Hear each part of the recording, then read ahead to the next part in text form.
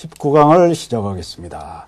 19강에는 집합건물의 소유 및 관리에 관한 법률 이 부분을 하게 될 겁니다. 여러분들이 집합건물법과 관련해서는 뭐 시험에 한두 문제는 꼭 나오니까 잘 정리를 하셔야 되고, 집합건물법은 여러분들이 먼저 첫 번째 집합건물의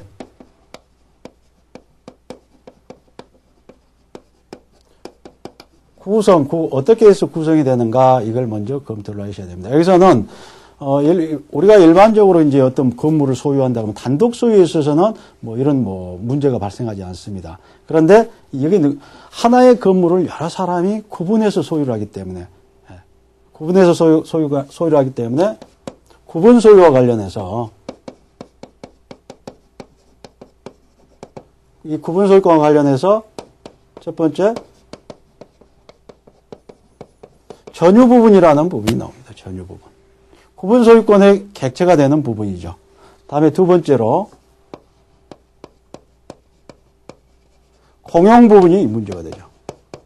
공용 부분. 다음에 건물이 있다면 토지 이용권을 취득해야 될 겁니다. 토지 이용권이 없으면 건물 철거되죠. 구분 소유권 다 날아가는 거예요. 그래서 구분 소유라고 하는 것은 이 토지에는 인정되지 않고 건물에만 인정되는 부분이죠. 그래서 세 번째로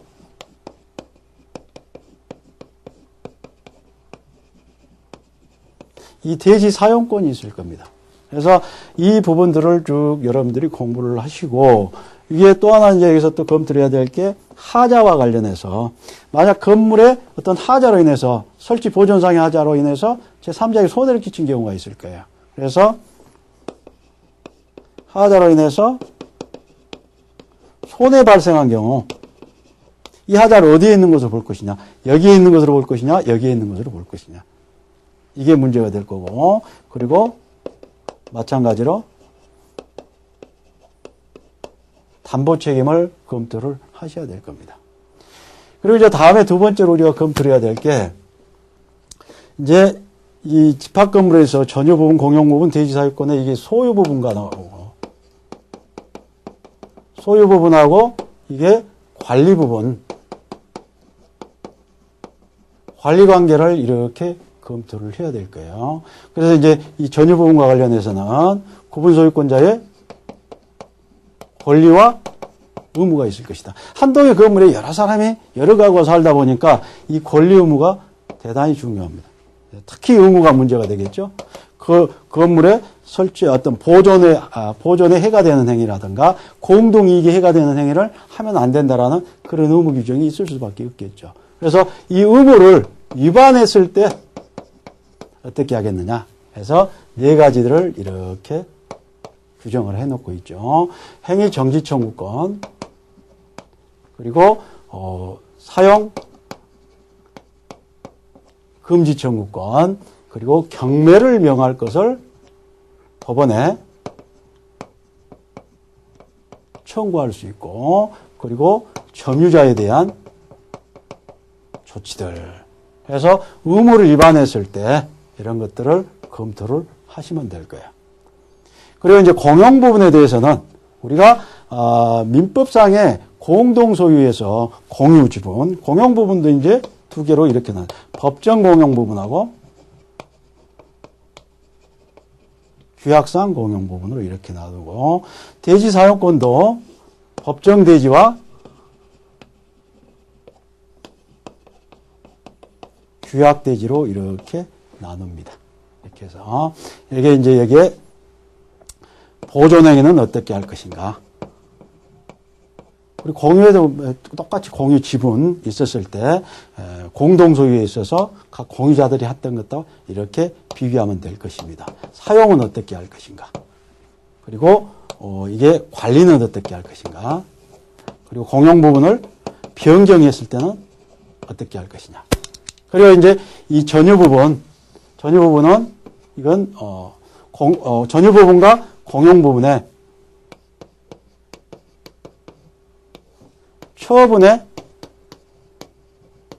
일체성을 규정을 해놓고 있는데 그걸 또 검토를 하셔야 되고, 대지 사용권도 마찬가지예요. 그래서 건물이 있는 그 대지, 한 동의 건물에 있는 한 필의 토지를 법정대지라고 하고 법정대지와 일체로서 관리되는 대지들 이런 것들을 규약대지라고 하죠. 규약대지.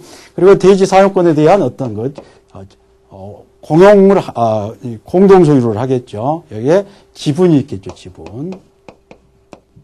그래서 이 지분 처분 마찬가지로 일체성을 규정하고 있는데 이것도 구분 소유권과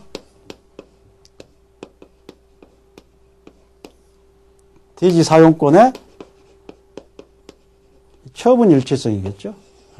그래서 전유 부분하고 공용 부분에 있어 공유 지분의 처분의 일체성 그리고 전유 부분과 대지 사용권의 처분의 일체성. 그래서 소유하고 관리 관계로 이렇게 검토를 하게 되고 다음에 이제 세 번째로 관리단하고 이 구분 소유권자 전원으로 관리단을 구성하게 되죠. 그래서 관리단하고 관리인. 그래서 구분 소유권자가 10인 이상이면 반드시 관리인을 선임을 해야 된다. 그래서 이 관리인에게 구분 소유 법률이나 또는 규약에 의해서 관리인에게 위임된 사항이 아니면 전부 관리단 집회에서 결정을 하게 됩니다. 그래서 이 관리단이 중요하죠. 당연 설립이라는 거.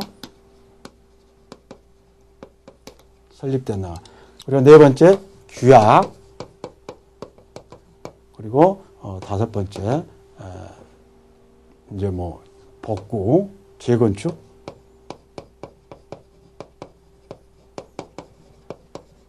복구 이렇게 해서 검토를 하면 될 겁니다. 여러분들이 이걸 잘 구별을 해서 이렇게 공부를 하면 크게 무리 없이 이렇게 할 수가 있을 겁니다. 자, 집합 건물. 자, 그럼 구분 건물이 되기 위해서, 이 구분 건물이 되기 위해서는 한 동의 건물에 뭐 이렇게 돼 있다. 해서 101호에서 200호까지 이렇게 돼 있다.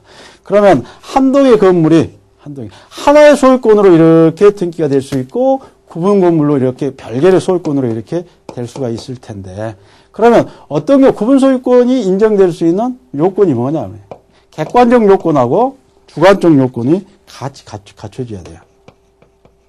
객관적 요건, 주관적 요건. 객관적 요건이라는 것은 구조상,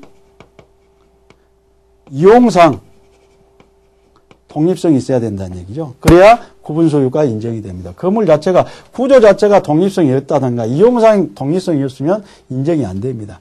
그리고 이런 객관적 요건을 갖추고 있다고 해서 다 구분 소유가 되는 건 아니죠. 주관적 건물 신축한 자가 가령 별개의 소유권으로 이렇게 할 의도로 대장에 이렇게 기재를 할 때 이때 이제 집합 건물이 되는 것입니다. 그래서 단독 소유도 할 수도 있고 구분 소유도 할 수 있는데 주관적 건물 소유자가 이처럼 구분 소유로 이렇게 대장에 기재하고 등기를 했더라. 이런 경우에는 이제 집합건물법 적용을 받게 되겠죠. 그게 이제 전유 부분의 성립 부분이 되겠죠. 그리고 이제 전유 부분인지 공용 부분인지 공용 부분인지 언제 구별할 것이냐. 이것은 이제 건물을 신축하고 건축물 관리대장에 등재할 때를 기준으로 합니다. 등재를 할 때. 건축물 대장에 구분 건물로 등록되는 시점을 이렇게 하고, 그리고 이제, 그 관련 판례와 관련해서 공동 대피소는 구분 건물로 할 수가 없는 부분들입니다. 그리고 아파트 지하실도 마찬가지고, 공용 부분으로만 할 수 있는 부분들이에요. 뭐 자동차 승강장, 이걸 구분 소유면 이런 것들은 되면 안 되겠죠. 그런데 이제 집합 건물의 상가 건물의 지하 주차장이 이게 이제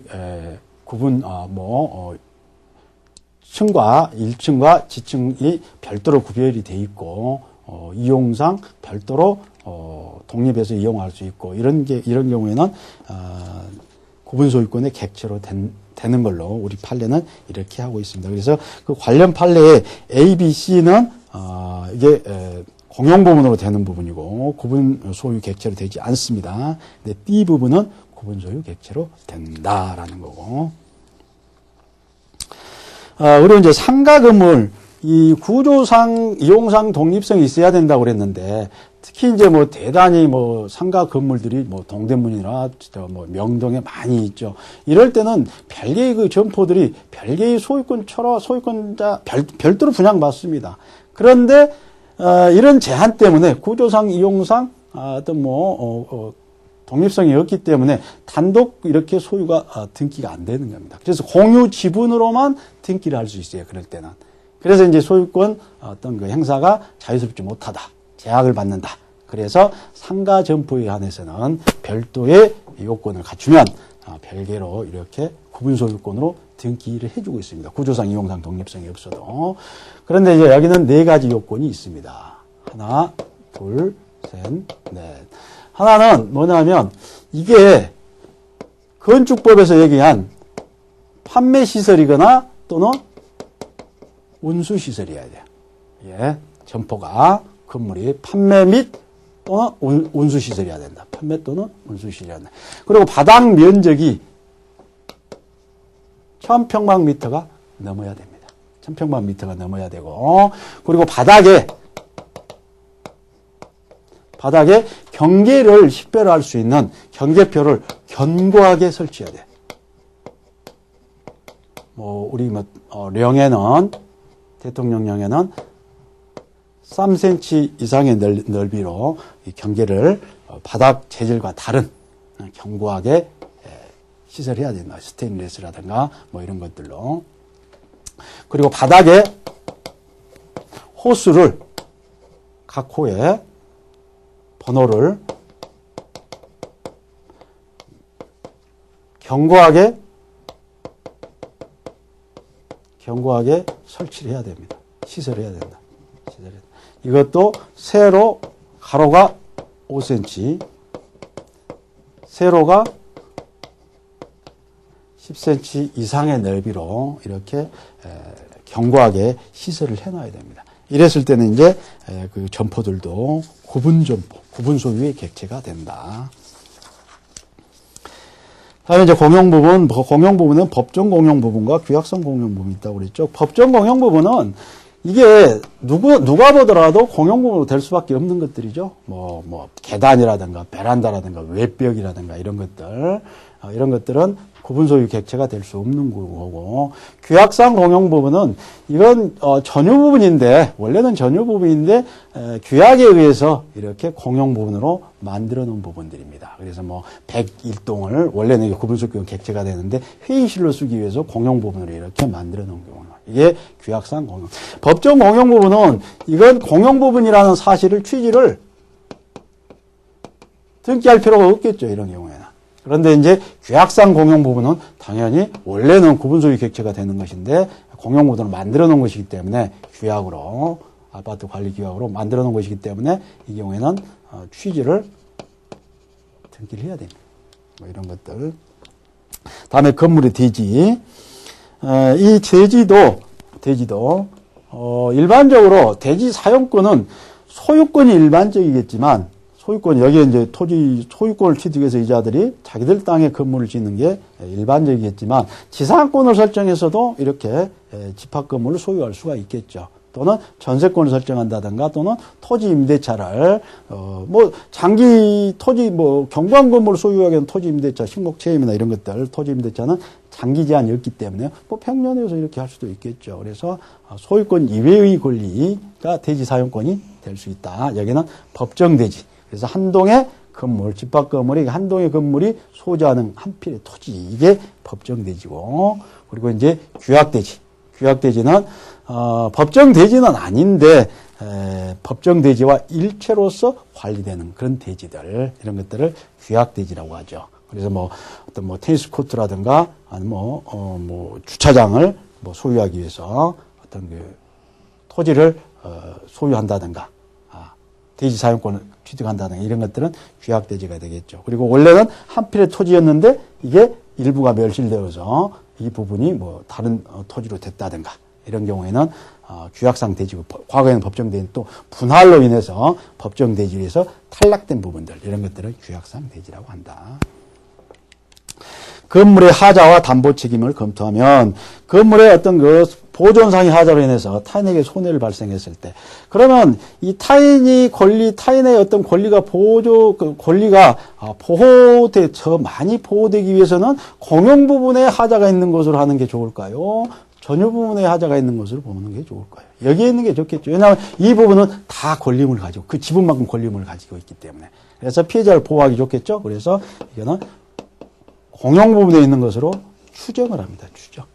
물론 이제 전유 부분, 백일동 저 아저씨 잘못으로, 소유자의 잘못으로 또 손해를 끼쳤다. 그걸 입증을 하면 물론 이제 전복이 되겠죠. 복멸이 되겠지만은 그렇지 않은 경우에는 공용 부분에 하자가 있는 것으로 추정을 합니다. 담보 책임은, 여기 담보 책임은 수급인의 담보 책임 규정을 준용합니다. 수급인. 도급과 수급이 있죠. 그래서 내 건물 좀 지어도 했더니 땅에 건물 좀 지어줘 했더니 수급인이 건물을 지었는데 가령 뭐 어떤 하자가 있다든가 이럴 때, 그런데 이제 수급인의 담보 책임 중에서 다 준용한 게 아니에요. 수급인의 담보 책임 경우에 어떤 건물을 신축한다든가 하는 경우에는 이제 이럴 때는 어떤 하자가 중대한다 하더라도 계약 자체는 해지 못합니다. 그런데 분양 계약에 있어서는 아파트 분양받고 보니까 이게 뭐 사람이 도저히 살 수가 없어요. 이럴 때는 계약을 해지할 수 있습니다. 그 규정은 준용을 안 해요, 여기는. 그게 이제 1번에 나와 있는 분양계약에 있어서 민법 668조 단서 668조가 수급인에 대한 담보 책임을 규정해 놓은 거예요. 준용되지 않고 수분양자는 집합 건물의 완공 후에도 분양 목적물의 하자로 인하여 계약의 목적을 달성할 수 없을 때는 계약을 해지할 수 있다, 이렇게 돼 있어요. 그래서 분양받았더니 나중에 보니까 안 되겠더라, 도저히 못 살겠더라, 이런 경우는 계약을 해지해 볼 수 있다. 그래서 돈 돌려도 할 수 있다. 그래서 하자 담보 추구권이라고 하는, 하자 담보를 누구에게 물을 것인가, 누가 누구에게 물을 것인가, 이러죠. 그래서 최초의 수분양자가 하는 게 아니라 현재 물건을 소유하고 있는 자가 권리를 행사할 수 있다. 집합 건물, 다음에 이제 집합 건물의 소유 및 관리 관계를 이렇게 보자.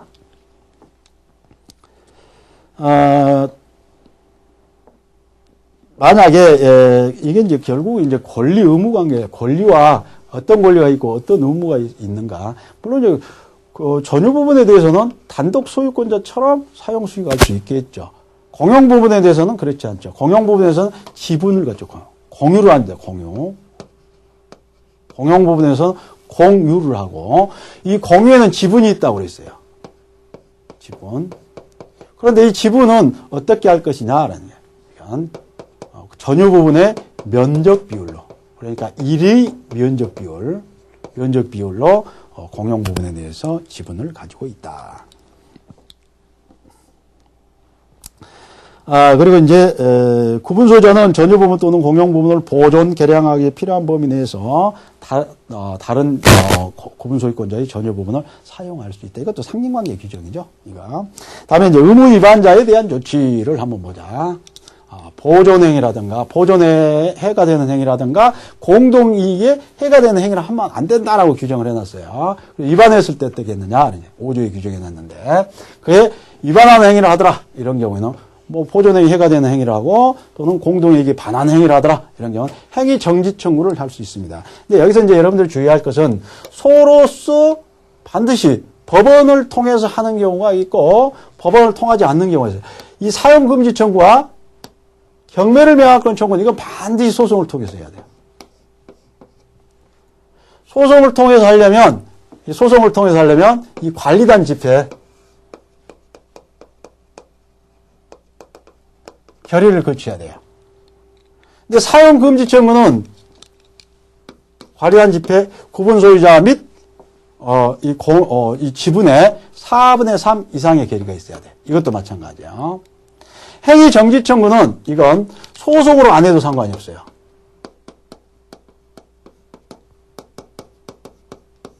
소송으로 할 필요 없고 그냥 할 수도 있다는 얘기야. 그래서 지정된 자가 이렇게 행위 정지를 관리인이나 또는 지정 관리단 집회에서 지정받은 자가 행위정지 청구를 누구나 뭐 중구난방으로 하면 안 되겠죠. 의무 위반 행위를 했다고 해서 뭐 100명이 와서 그냥 계속 하면 뭐 어떻게 살겠어요? 안 되겠죠. 그래서 관리나 관리단 집회에서 이렇게 정해둔 자, 이 자가 행위정지를 하고 결과를 제거를 하고 제거를 요구하고 또는 예방을 요구를 할 수가 있다. 소외할 수 있다. 근데 여기는 행위정지는 소송상할 수 있어요. 근데 소송당할 수 있는데 여기는 사용금지나 경매를 명할 것 청구는 4분의 3이라고 그랬어요. 여기는 과반수로 합니다. 과반수. 만약에 소로서 안 할 수도 있는데 소로서 한다면 관리단 집회에 과반수 결의를 한다. 점유자를 위한 조치 소유할 수 있는데 이 경우에는 관리단 만약 그 구분 소유권자가 임대차를 해준다든가 뭐 전세권을 설정해줘서 점유자가 사용 수익하는데 어떤 위반 행위를 했더라 이런 경우에는 공동 어떤 이게 반환행위 도저히 심대한 어떤 반환 행위를 했다든가 하는 경우에는 관리단 집회의 4분의 3 구분 소유자 및 의결권 4분의 3 결의에서 계약을 해지하고 쫓아내버릴 수 있다. 그리고 이제 원래의 구분 소유권자가에게 목적물을 점유를 이전해주는 그런 행위를 할 수 있다. 이게 이제 의무 위반자에 대한 조치입니다. 다음에 공용 부분의 법률 관계. 공용 부분의 이제 이 법률 관계, 이거를 보자는 얘기죠. 공용 부분의 소유, 이제 이거 공유로 옵니다. 공유. 구분 소유권자 전에는 공유로 한다. 물론 이제 일부 구분 소유자만의 공유에 제공된 것이 명백한 경우에는 일부 이 구분 소유권자의 공유로 하겠죠. 3층 주민들만 이렇게 해쓰기 위해서 어떤 일시를 공용 부분으로 만들어 놨다든가. 규약상 공용 부분으로 이런 경우에는 나머지 자들은 그 부분에 대해서 어떤 권리를 행사할 수 없겠죠. 지분은 전유분의 면적 비율을 합니다. 면적 비율. 가액 비율 아니에요. 면적 비율을 한다. 사용 관리. 이 보존행위는 각자가 할 수 있습니다. 각자.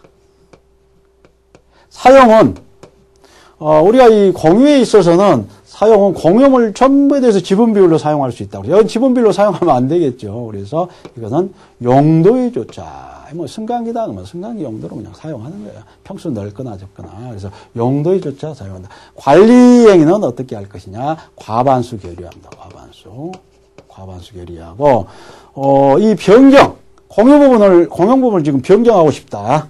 이럴 때는 4분의 3 집회 결의에 의합니다. 구분 소유자 및 의결권의 4분의 4. 둘 다 통과를 해야 돼요. 그러니까 이 부분이 이제 민법하고 다르죠. 민법상의 공용 부분에 있어서, 공유에 있어서 공유물의 어떤 변경을 하고 싶다. 처분 변경은 뭐예요? 전원동입니다. 전원동이에요. 그런데 여기는 4분의 3이에요. 4분의 3. 이런 차이점들 잘 구별하시고, 그리고 이제 공용 부분의 처분의 일체성. 이게 이제 아주 중요합니다. 그래서 이 구분 소유권을 전유 부분을 넘기면, 전유 부분을 양도하면 공용 부분과 같이 넘어간다는 얘기예요. 그러겠죠. 이 구분 소유권을 넘기면 뭐 여기에 대한 공용 부분에 대한 어떤 권리들도 지분도 따라서 난다. 처분의 일체성. 이건 별도의 등기 필요 있겠어요? 없겠어요? 공용 지분을 양도한다. 등기 필요 없겠죠. 그래서 이건 절대적 일체성이에요. 이건 규약으로도 분리처분 가능하다는 것을 약정할 수 없어요. 그렇게 약정했으면 무효입니다. 무효. 그리고 여기 지분의 탄력상 이 부분은 여기에 적용이 안 된다고 그랬어요. 그래서 만약 대지 사용권과 다음에 이제 관련해서도 여기는 지분의 탄력 굳이 논할 필요도 없죠. 다음에 대지 사용권과 관련해서 그 부분은 설명이 됩니다. 지분의 탄력상. 여기는 등기할 필요 없다. 처분 양도에 있어서는 변경에는 공용 부분의 수익 부담 이건 지분 비율이겠죠. 면적 비율로 부담도 그렇고 수익도 그렇고. 그래 이제 공용 부분에 관해서 어떤 채권 채무가 있더라. 이런 경우에는 어떻게 할 것이냐. 관리비가 연체됐다.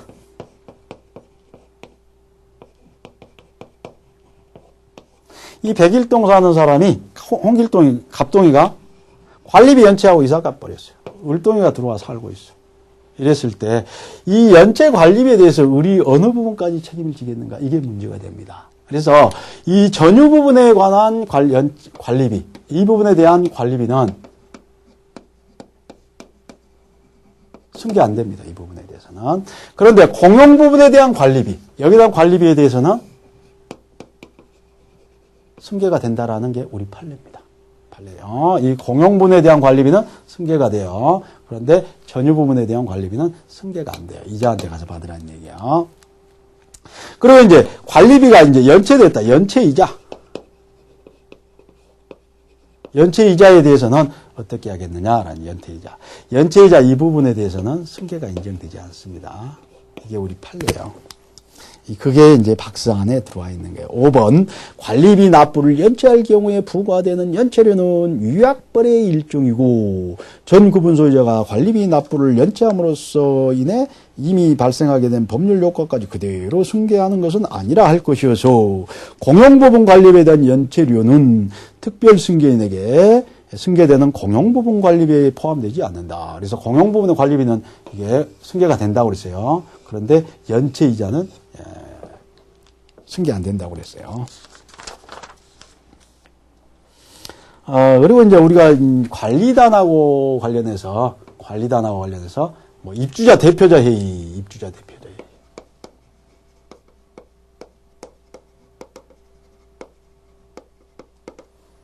입주자 대표 회의도 어떤 관리 행위를 하고 있는데 이 관리단하고는 성격 자체가 다르죠. 이건 당연 설립이에요, 당연. 구분 소유권자 전원으로 구성되는 거고 여기는 그냥 대표자들만 있는 거예요. 그래서 이제 관리 행위는 할 수 있겠죠. 그런데 그 행위는 할 수 없습니다. 그런 것들. 공유 부분을 분할, 이건 인정이 안 되겠죠, 당연히. 뭐 계단을 분할한다든가 말이 안 되죠. 그래서 기타의 공유 권리, 공유 부분, 공용 부분하고 민법 규정 하고 어떤 차이가 있느냐, 그리고 집합 건물의 규정하고 어떤 차이점이 있느냐, 공유가 된다라는 것 같고, 사용 수익은 지분 비율로 민법은 여기는 용도에 쫓아서 관리는 과반수 2분의 1 가격도 과반수 맞고 변경은 4분의 3적인 전원동의 뭐 등등 이런 차이점이 있다. 대지에 대한 법률 관계를 보자. 대지 사용권이라는 게 있다. 대지 사용권이 없으면 건물 철거해야 되니까 구분 소유권이 소멸될 염려가 있겠죠. 그래서 대지 사용권이 중요하다. 일반적으로 소유권이 일반적이겠지만 소유권 이외의 용의권도 될 수 있다. 라고 했고, 이 대지 사용권을, 이 전유 부분과 일체로 해서 분리해서 처분, 이제 이것도 일체성이 인정이 됩니다. 지분 처분의 일체성. 대지 사용권도 면적 비율로, 전유 부분의 면적 비율로 공유하겠죠. 물론 이제 소유권이면 공유고, 소유권 이외의 권리면 준공유가 되겠죠. 지분 비율로. 이렇게 할 텐데, 이 처분이 이건 지분 처분은 대지 사용권에 대한 지분은 전유 부분과 규약으로 이렇게 분리해서 처분할 수 있다라고 규정할 수가 있어요. 분리해서 처분할 수 있다고 규정하면 그게 가능합니다. 물론 그걸 등기하지 않으면 소유 제3적의 물권을 취득한 자에 대항할 수 없어요.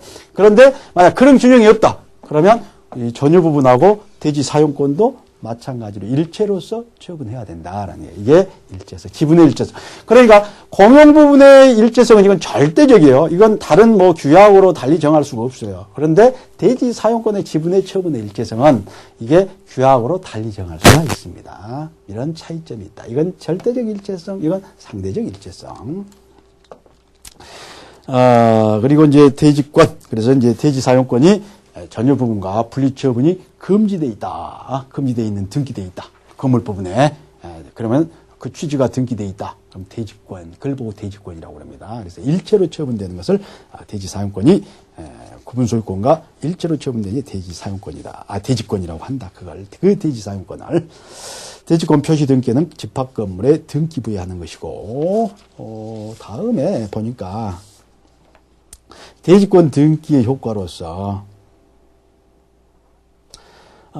분리 등기 금지, 분리할 수 없다라고 등기해놓고 만약 대지 부분에서 별도로 대지 지분에 별도로 저당권을 설정한다. 이거 할 수 있겠어요? 없겠어요? 없겠죠. 저당권 설정되면 이게 경매가 돼서 소유권자가 변경될 수 있다는 거예요. 그래서 일단 대지권 취지 등기가 돼 있다. 이런 경우는 이 대지 부분에 대해서만 별도로, 이 부분에서 별도로 저당권이나 이런 담보물권을 설정할 수가 없습니다. 이 부분이 동그라미 3번 기억번에 규정이 돼 있고, 만약 이런 등기를 청구하고 있다. 별도로 대지권 취지 등기를 건물 부분에 해놓고 대지 부분에 대해서 어떤 지분들이 다 있을 텐데 이 지분에 대해서 별도의 어떤 등기를 신청한다. 저당권 등기를 신청한다. 그러면 각하해버린다. 각하. 쫓아내버린다는 얘기야. 아예 수리 자체도 안 해버린다. 그 말이에요. 전유부분과 대상 일체성의 유지를 위한 수단, 분할 금지 등등 대지 사용권의 일체성, 전유부분과 그런데 규약으로 달리 정할 수가 있다고 그랬고, 그리고 이제 22조와 관련해서 지분의 그 집중이 인정되지 않습니다. 여기는 가령 여기에 이제 101동에 사는 갑동이가 있고 여기에 대지 부분, 여기 이제 소유권을 취득했다고 여기 대지권에 대해서 소유권에 대해서 어떤 공동 소유니까 대지권에 대해서 지분이 있겠죠. 대지 지분이 있을 것이다. 근데 갑동이가 상속인이 있다 그러면 사망했다 그러면 상속인이 있다 그러면 상속이 된다고 그랬어요. 이거 상속이 될 겁니다. 이것도 상속되고 이것도. 근데 상속인이 없이 사망했다든가 그냥 포기해버렸다. 그러면 이제 이럴 때는 이제 국가로 귀속이 되겠죠. 근데 나머지 이 공용 부분의 이 지분의 탄력성에 의해서 나머지 구분 소유권자들이 나눠 갔냐? 그러면 안 된다는 얘기야. 그러니까 나눠 가져버리면 다음에 국가가 가지고 있다가 병에게 불화를 했어. 국유 재산을. 그래서 불화를 했어. 그럼 병이 이 부분에 소유권을 취득하겠죠. 나중에 보면 뭐가 없어요? 대지 사용권이 없는 전유 부분만 있는 구분 소유권이 있을 수 있어요. 그래서 아예 분리처분 금지의 일환으로서 지분의 탄력성, 그래서 이걸 인정하지 않습니다. 그 규정한 민법 규정을. 분양자와 시공자의 그 담보 책임, 시공자는 공사를 하는 자, 그리고 분양하는 분양자 알고고, 그리고 이제 그 수분양자는 구분 소유권자가 분양자로부터 수분양을 받을 겁니다. 여기에는 담보 책임은 아까 얘기했던 수급인의 담보 책임 규정을 준용한다고 그랬고, 그리고 이제 2번 이제 시공자의 담보 책임 중 손해배상은 분양자에게 회생 절차 개시 신청, 파산 신청, 해산 무자력 또는 그 밖에 이에 준하는 사유가 있는 경우에만 분양자에게 이제 그런 사유가 있는 때만 시공자가 손해배상을 한 경우에는 그 범위에서 책임을 면한다. 그랬고, 민법 이 규정, 수급인의 담보 책임을 규정해 놓은 이 규정보다 분양자에게, 구분소유권자에게 불리한 약정을 맺으면 그건 무효입니다. 그리고 이제 분양자와 시공자의 담보 책임 전속기간, 주요 부분이라든가 지방공사, 건축법에 의해서 이건 10년입니다. 지방공사, 하자 보수기간이, 전속기간이, 담보 책임 전속기간이 그 이외에 가자, 5년이고, 전유 부분에 대해서는 인도한 날로부터 기산을 하고, 공용 부분에 대해서는 사용 승인을 받은 날, 검사 사용 승인일, 그때부터 이렇게 기산을 한다. 분양자는 당연히 선량한 관리에 선량한 주의 의무를 지겠죠. 그래서 관리단이 구분소유권자들이 관리단을 형성할 때까지 선량한 관리자의 주의 의무로 분양자가 목적물을 구분소유권의 대지와 구분소유권의 대상 집합 건물을 유지 보존시켜야 되겠죠. 그리고 이제 구분소유권자가 2분의 1이 등기된 자가 초과됐어요. 초과됐는데도 불구하고 3월 내에 빨리 관리단 집회를 개최를 해서 등등의 어떤 관리인을 선임한다든가 등등 해야 되는데 이걸 안 하고 있어요. 이럴 때는 분양자가 관리단 집회를 이렇게 개최를 합니다. 관리단 집회를 소집해야 됩니다. 이런 경우. 그게 이제 동그라미 3번. 분양자는 애정된 매수인의 2분의 1 이상이 이전 등기를 한 날부터 3개월 이내에 구분소유자가 규약 설정 및 관리인 설립을 하기 위한 관리단 집회를 소집하지 아니한 경우에는 지체 없이 관리단 집회를 소집해야 된다. 이거 의무사항이에요. 다음에 이제 관리인. 이제 어떻게 보면 관리인은 대통령에 해당되고 관리단은 국회에 해당되는 거겠죠. 국회에 해당되는 것들. 관리단은 당연히 설립되는 것이고, 관리단은 결의의 효력은 관리단 집회에서 적법하게 결의된 사항은 결의에 반대하는 구분소유자에 대해서 효력을 미칩니다. 일단 적법에 결의가 됐다. 그러면 효력이 있어요. 그리고 관리단 채무는 원칙적으로 1차적으로 관리단이 져요. 그리고 관리단은 채무를 부담할 수 없을 때 2차적으로 구분소유권자들이 자기 지분 비율로 의무를 부담합니다. 관리인 10인 이상일 때는 관리인을 선임해야 됩니다. 구분소유권자들 10인 이상일 때는. 그리고 이제 관리인이 부정한 행위나 그 밖에 직무를 수행하기 적합하지 아니할 때, 이럴 때는 각 구분사의 관리인 해임을 법원에 청구할 수 있다. 규약 집행. 규약은 건물 대지 또는 부속시설의 관리 또는 사용에 관해서 관리단이 제정한 근본 규칙이다. 이게 규약이죠. 규약 설정 변경 폐지. 규약 설정 변경 폐지. 이건 4분의 3입니다. 4분의 3 특별 결의를 요구합니다. 구분소유자 및 의결권의 각 4분의 3. 그리고 이 규약의 효력은 일단 규약 관리단 집회에서 규약을 설정을 해놨다 그러면 이 설정 당시에 어떤 그 구분소유자뿐만 아니라 그 이후에 구분소유권자들도 이 규약의 효력이 미칩니다. 규약의 효력이. 다음에 집회 관리단 집회, 정기관리단 집회와 임시관리단 집회가 있어요. 정기관리단 집회에서는 매년 매년 회계년도 종료한 때로부터 3개월 내에 이렇게 관리단 집회를 소집합니다. 이건 관리인이 소집해야 됩니다. 이건 정기관리단 집회. 임시관리단 집회는 관리인이 필요하다고 인정할 때, 그리고 5분의 1 이상의 어떤 구분소유권자들이 또는 및 의결권의 5분의 1 이상이 요구를 하면 또 개최를 해야 됩니다. 관리인이. 그리고 이제 관리인이 없을 때는 구분소유권자들 5분의 1 이상이 관리단 집회를 소집할 수도 있습니다. 이 정족수 5분의 1 이 숫자는 규약으로 달리 정할 수가 있어요. 그런데 아예 없앨 수는 없습니다. 소수사원권이 있기 때문에 그렇다. 그다음에 소집 절차를 생략할 수 있는 것은 집회 일주일 전에 목적사항을 기재해서 통지를 해야 됩니다. 그런데 이제 몇 사람 안 되더라 그러면 언제 모이자 이렇게 할 수도 있겠죠. 그래서 전원 동의가 있으면 이런 소집 절차를 생략하고 할 수 있어요. 결의사항은 통지한 사항만 결의할 수 있어요. 통지하지 않은 사항은 결의할 수 없습니다. 결의권, 결의방법, 이건 의결권은 지분 비율입니다. 지분이 많으면 의결권이 많고 지분이 적으면 의결권이 적고 그러겠죠. 결의방법은 과반수 결의해야 합니다. 과반수. 2분의 1 이상. 이게 이제 통상 결의예요.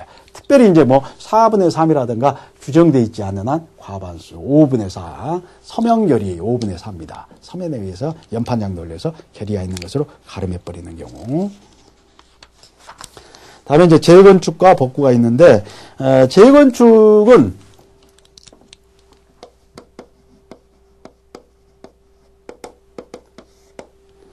건물을 쓸고 다시 신축하는 것이죠. 재건축. 그래서 이건 5분의 4 결의해야 합니다. 구분소유자 및 의결권 둘 다 통과를 해야 돼요. 그리고 이제 한 단지 내에 여러 개의 동이 있더라. 그러면 각 동마다 5분의 4가 돼야 돼요. 합쳐서 통틀어서 5분의 4 아니에요. 각 동마다 5분의 4의 결의를 거친다. 그런데 여기 반대를 한 자의 조치가 있겠죠. 그래서 결의에 반대하더라. 일단 결의가 됐다. 5분의 4 결의가 됐다 하면 내 결의에 반대한 자들에 대해서 참가 여부를 최고로 합니다. 최고. 너 참가할래 말래? 그리고 이제 이건 2개월 2주 2월 2개월이 지나도 최고를 하지 않아. 여기 확답이 없었다. 그러면 참가하지 않는 걸로 거절한 것으로 이렇게 간주합니다. 그러면 이제 2개월 지난 다음에 이 확답기간 최고기간 지난 다음에 또 2개월 범위 내에서 이 반대자의 어떤 구분소유권 전유 부분하고 그리고 대지 사용권을 시가로 매수 청구합니다. 매수 청구. 형성권이에요. 시가로. 그래서 이 시가라고 하는 이때 당시에 통지할 때의 그 시가가 아니라 재건축했을 때의 그 어떤 개발 이익까지 포함된 시가예요. 시가를 주고 할 수 있다. 그런데 이런 이제 그 매수청권 행사에서 소유권 자체를 취득하게 되겠죠. 그리고 이제 그로 인해서 어떤 거 반대한 구분 소유권자가 생활상에 심대한 어떤 장애가 있더라. 이런 경우에는 1년 범위 내에서 어떤 법원에 사용 승인을 요구할 수 있습니다. 1년 동안 또 좀 있다 가겠다 이렇게 할 수 있습니다. 그러면 법원으로서는 어떤 재건축에 재개발 재건축에 심대한 영향이 없으면 이렇게 허용을 해줍니다. 그리고 이제 재건축 결의가 있은 날로부터 2년 안에 건물 철거를 안 하고 있어요. 이럴 때는 팔고 나간 사람 있죠. 반대하고 이 사람은 이제 그 기간 2년이 만료된 때로부터 6개월 안에 재매수 청구를 행사할 수 있다. 이것도 형성권이다. 이런 것들이 쭉 규정이 되어 있고, 다음에 이제 복구. 재건축은 이걸 쓸고 다시, 허물고 다시 신축하는 경우지만, 복구는, 멸실된 부분을 다시 회복하죠. 기존의 걸 놔두고. 그래서 복구는 전유 부분을 복구한다. 지하로 사겠죠. 각자. 근데 공용 부분이 문제겠죠. 그래서 2분의 1을 초과했다. 멸실된 부분이 초과했다. 이런 경우는 이 공용 부분은 이것은 초과된 경우에는 5분의 4 결의를 거쳐야 됩니다. 구분 소유자 및 의결권의 5분의 4 결의를 거쳐서 공용 부분을 이렇게 복구를 하고, 그리고 이제 나머지 이 비용은 지분 비율로 부담을 시키면 될 거고, 이 멸실된 부분이 건물 가격의 2분의 1을 이하인 경우, 2분의 1 이하인 경우에는 각자 구분 소유권자가 이렇게 복구를 하고 비용을 부담을 시키면 될 것이다. 그래서 초과한 부분과 그렇지 않는 경우, 여기까지 해서 집합건물법을 끝내도록 하겠습니다.